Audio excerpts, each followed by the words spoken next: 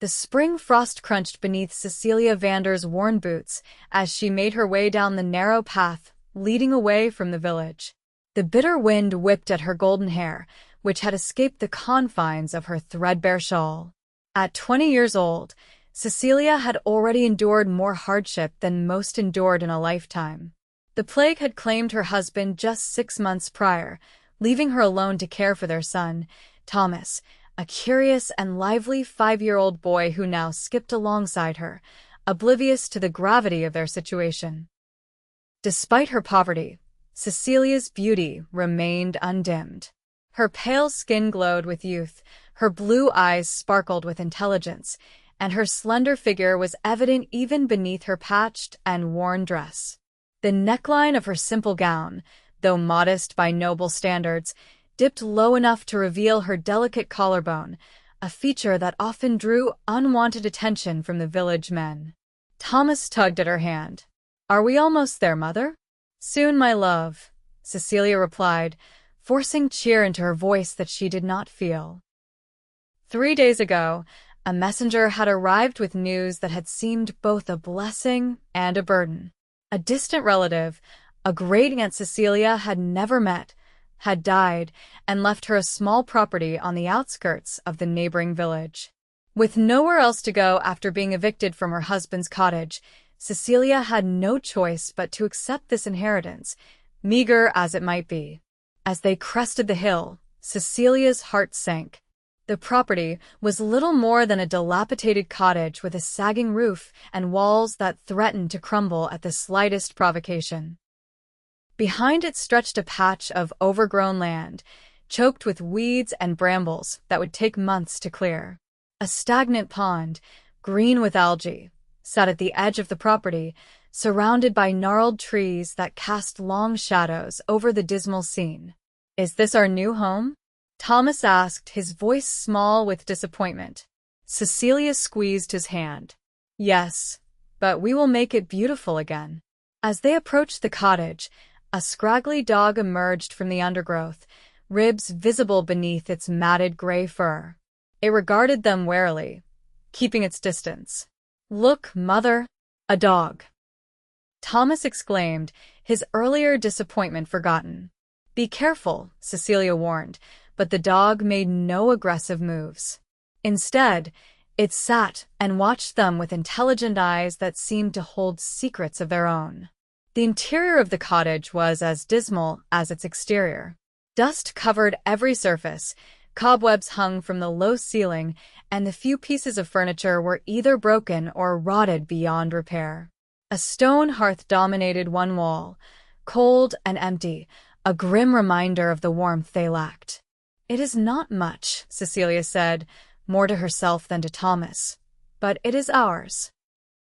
Among the items left behind was a small trunk containing some of her great-aunt's possessions, a few pieces of clothing, a tarnished silver hairbrush, and a sealed letter addressed to "My dearest niece." Cecilia broke the seal and read, "To whichever of my kin receives this inheritance, know that appearances often deceive. What seems worthless may hold great value, and what appears barren may bear fruit. Tend the garden with care, for it holds more than weeds. Trust the guide with 4 legs, and listen when the earth speaks. Look beyond what your eyes can see." Cecilia reread the cryptic message several times before setting it aside. Her great-aunt had clearly been eccentric, perhaps even touched by madness in her final years. The letter offered nothing of practical value, only riddles that Cecilia had no time to solve. The first weeks were a test of endurance. Cecilia worked from dawn until dusk, clearing the cottage of debris, patching the roof with materials scavenged from the surrounding woods, and attempting to make the place habitable. She traded her labor in the village, washing clothes, mending garments, for food and essential supplies. The dog, whom Thomas had named Grayson, had become their constant companion. Though still thin, he grew stronger each day, eagerly accepting the scraps they could spare and following Thomas everywhere. It was Grayson who first showed interest in the garden. While Cecilia struggled to clear the overgrowth, the dog would dig persistently in one corner, emerging with dirt-covered paws and an expectant look, as if waiting for praise for his efforts. "Stop that, Grayson," Cecilia would scold, filling in the holes he created. "We need to plant food, not holes." But Grayson was relentless. Each day, he returned to the same spot, digging with determined focus until Cecilia shooed him away. One evening, as spring yielded to early summer, Thomas came running into the cottage, his eyes wide with excitement. "Mother, Grayson found something. Come see." Cecilia followed her son outside, wiping her hands on her apron. The dog had dug a deeper hole than usual, and at the bottom, something glinted in the fading light. Kneeling in the dirt, Cecilia reached into the hole and pulled out a small metal object. It was a key, old and ornate, its design unlike any she had seen before. "A key!" Thomas exclaimed. "What does it open, Mother?" Cecilia turned it over in her hand. "I do not know," she admitted, "but perhaps we should find out." The key did not fit any lock in the cottage. Cecilia tried it on the trunk, on a small box she had found beneath the floorboards, even on the rusted padlock of the garden gate, but it matched none of them. That night, as Thomas slept, Cecilia reread her gray-tant's letter. "Trust the guide with 4 legs," she had written. Could she have meant a dog? And "listen when the earth speaks." Was that a reference to Grayson's digging? The next morning, Cecilia allowed Grayson to lead her through the garden. The dog moved with purpose, sniffing the ground and occasionally pawing at certain spots. Cecilia followed, marking each area with a small stone. By midday, she had identified a pattern. The places Grayson indicated formed a rough circle in the center of the garden. With Thomas's eager help, Cecilia began to dig. The work was backbreaking, and by sunset, they had uncovered nothing but soil and stones. Discouraged but determined, Cecilia resolved to continue the next day. Their persistence was rewarded on the 3rd day when Thomas's small shovel struck something solid. "Mother, I found something." Together, they cleared away the dirt to reveal a large flat stone with strange symbols carved into its surface. It took all of Cecilia's strength to lift it, and beneath, they discovered a small cavity in the earth, lined with bricks. Inside lay a metal box, green with age. The lock on its front matched the key Grayson had found. With trembling hands, Cecilia inserted the key and turned it. The lock clicked open, and she lifted the lid to reveal the contents, a collection of papers, yellowed with age, and beneath them, a velvet pouch. Cecilia emptied the pouch into her palm and gasped. Gemstones, rubies, emeralds, and sapphires spilled out, glittering in the sunlight. "Are they pretty rocks, Mother?" Thomas asked, reaching for a large ruby. Cecilia could hardly speak. "They are more than pretty rocks, Thomas. They are worth more than our cottage and garden combined." That night, after Thomas was asleep, Cecilia examined the papers from the box. Most were written in a language she could not read, but among them was a map of the property with markings that corresponded to where they had found the box. There were other markings as well, 7 in total, scattered across the garden. Could there be more treasures buried on her land? As she pondered this question, a knock came at the door. Startled, Cecilia hid the gemstones and papers before answering. A tall man stood on her threshold, his fine clothes marking him as someone of means. "Good evening," he said, his voice smooth as silk. "I am Lord Kenneth Quinn, owner of the neighboring estate." Cecilia curtsied, acutely aware of her dirty dress and disheveled appearance. "Cecilia Vander, my lord.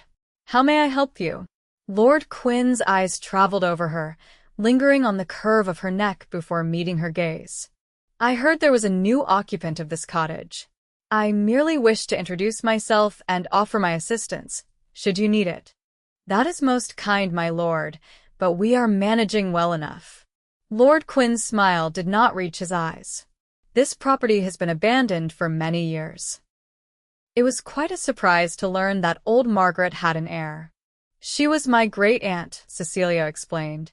Indeed? How curious. Margaret never spoke of family. His gaze swept past her, taking in the modest improvements she had made to the cottage. I had actually hoped to purchase this land.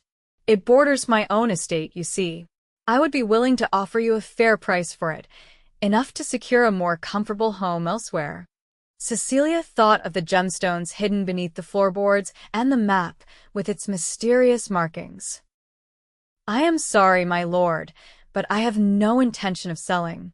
This is our home now. Lord Quinn's expression hardened momentarily before he forced a smile. Of course. But should you change your mind, my offer stands. He bowed slightly. Good evening, Mistress Vander.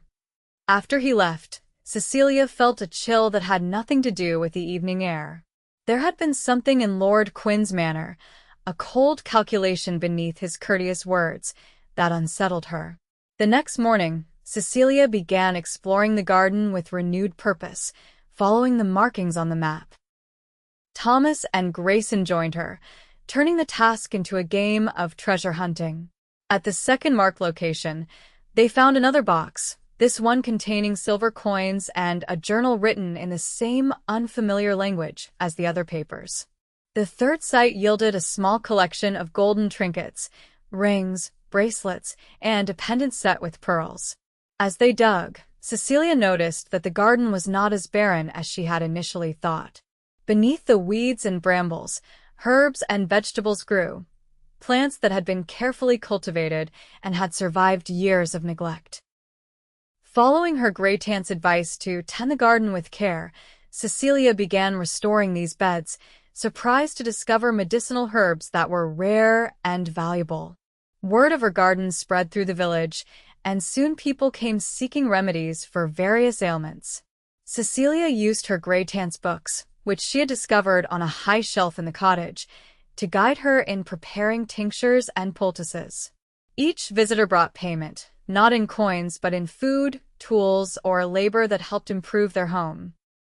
Among these visitors was a woman named Eleanor, older than Cecilia but not yet gray, with kind eyes and a gentle manner. Your great-aunt was a healer, Eleanor told her one afternoon as they harvested lavender. The best in the region. People came from miles around seeking her remedies. Did you know her well? Cecilia asked. Eleanor nodded. As well as anyone did. Margaret kept to herself mostly, but she took me under her wing when I was young, taught me some of her craft. She paused, looking thoughtfully at Cecilia. She was not always alone in this cottage. Years ago, there was a man, a nobleman, who visited her often. Cecilia's hand stilled. A nobleman? Yes. I never knew his name, but he would come at night, when few would see him. There were rumors, of course. Some said he was her lover, others that she was blackmailing him. Margaret never confirmed either tale. The conversation lingered in Cecilia's mind as she continued to unearth treasures from her garden. By the end of summer, she had found 6 of the 7 marked locations, each containing valuables and documents. She kept her discovery secret, telling no one, not even Eleanor, of the wealth she had accumulated. Lord Quinn visited twice more, each time increasing his offer for the property. Each time, Cecilia politely refused. During his third visit, his facade of courtesy slipped. You are being foolish, Mistress Vander. A woman alone with a young child should consider her security. The countryside can be dangerous. His words carried a veiled threat that made Cecilia's blood run cold. Thank you for your concern, my lord, but as I've said, we are not selling. After he left, Cecilia began translating the documents she had found. The task was slow and difficult, as she had only a limited education, but with the help of a dictionary borrowed from the village priest, she gradually made progress. What she discovered was shocking. The papers were records of financial transactions, letters, and personal journals that, pieced together, told a story of deception, theft, and possibly murder. Lord Quin's father, it seemed, had been involved in a scheme to seize lands from peasants by falsifying debts, and her great-aunt Margaret had somehow obtained evidence of his crimes. But more surprising was the revelation that Margaret had not been a distant relative at all, but Cecilia's grandmother. The journal entries spoke of a daughter, Cecilia's mother, who had been sent away as a child to protect her from those who might use her as leverage against Margaret. As autumn approached, Cecilia became increasingly anxious about the final marked location on the map. It was situated near the pond, an area she had avoided due to the thick mud and tangled reeds that surrounded it. One crisp morning, while Thomas was helping Eleanor in the garden, Cecilia decided to investigate. Grayson accompanied her, paddling eagerly into the murky water when they reached the pond. The dog swam to the center and then began diving beneath the surface, emerging with nothing but weeds in his mouth. Cecilia watched, puzzled, until she noticed something unusual about the pond itself. The water level was lower than it should have been, given the recent rains, as if it were draining into the ground. Following a hunch, Cecilia waded into the shallows and began probing the bottom with a long stick. Near where Grayson had been diving, the stick sank deeper into the mud, suggesting a hidden depression or hole. Taking a deep breath, Cecilia plunged her arm into the cold water, feeling through the muck until her fingers touched something solid, a metal ring embedded in what felt like stone.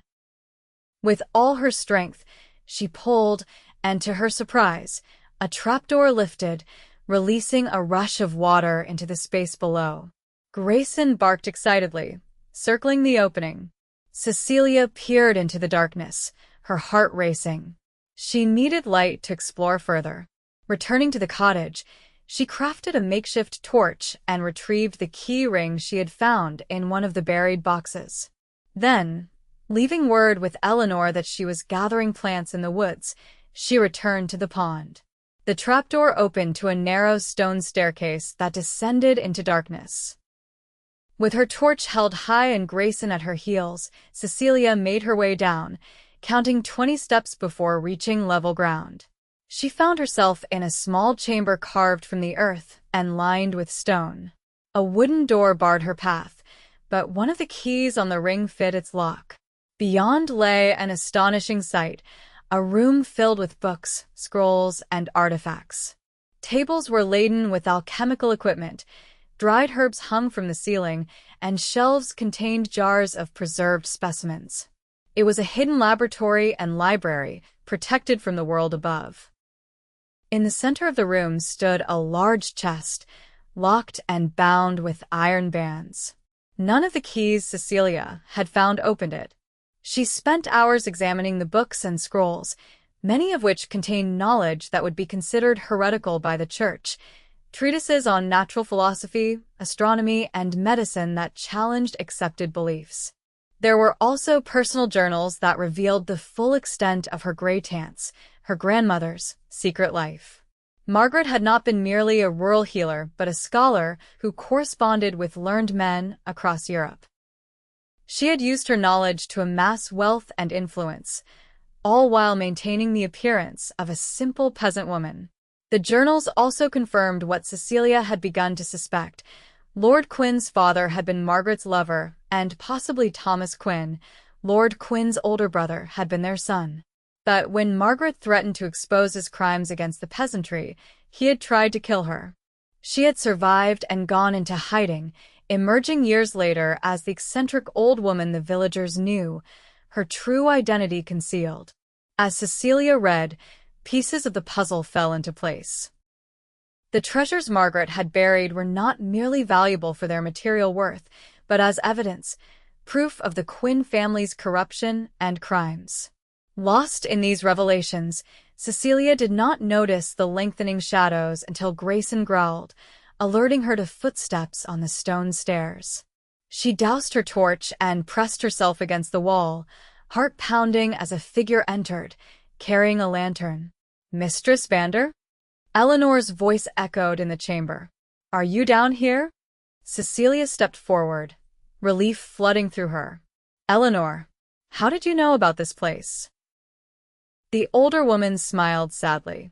I told you Margaret took me under her wing. I helped her build this sanctuary many years ago. She glanced around the room. I see you have discovered her secrets. Not all of them, Cecilia admitted, gesturing to the locked chest. I cannot open that. Eleanor approached the chest, running her hand over its surface.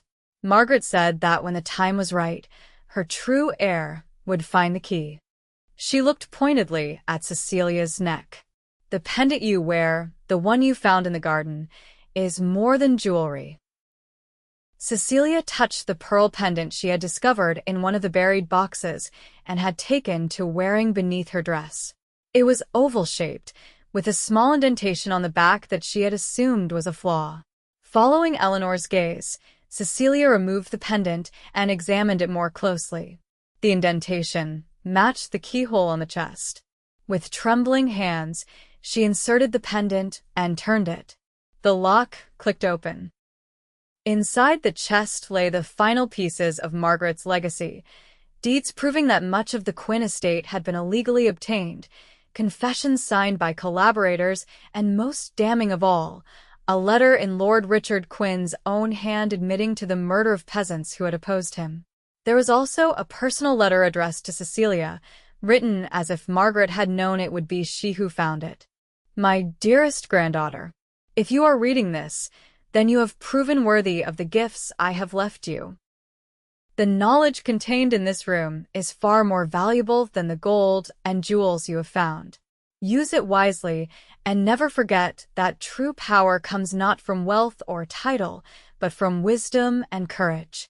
The Quinns have blood on their hands, the blood of your grandfather, my beloved Thomas, whom Richard killed when he discovered our relationship, and the blood of countless peasants who stood in the way of their greed. I could not bring Richard to justice in my lifetime, but perhaps you can in yours. The current Lord Quinn, Kenneth, is Richard's second son, but he is cut from the same cloth as his father. Beware of him. All that I have is now yours. You are my true heir, not by distant relation as you have been told, but by direct descent. Your mother was my daughter, sent away for her protection. I have watched over you from afar, waiting for the right moment to reveal the truth.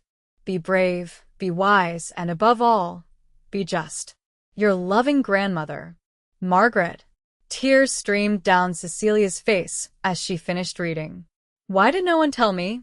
She asked Eleanor. It was too dangerous, the older woman explained. Margaret made me swear to keep her secrets until her true heir claimed them. When I heard of your arrival, I knew the time had come. Over the following days, Cecilia and Eleanor carefully studied the documents, planning how best to use them. They could not directly accuse Lord Quinn without putting themselves in danger, but there were other avenues for justice. Their opportunity came sooner than expected. Word reached the village that the king's magistrate was making a circuit of the region to settle disputes and hear petitions.